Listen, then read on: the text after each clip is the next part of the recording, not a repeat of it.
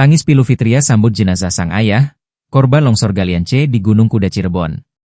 Tak ada tenda besar ataupun karangan bunga mencolok di halaman rumah duka Dendi Irmawan, 45, yang merupakan salah satu korban peristiwa longsornya Galian C Gunung Kuda di Kabupaten Cirebon. Rumah duka sekaligus tempat tinggal yang berada di Kampung Sukasari, Desa Cimenyan, Kecamatan Cimenyan, Kabupaten Bandung tersebut, hanya terlihat beberapa kursi plastik yang berada di depan rumahnya.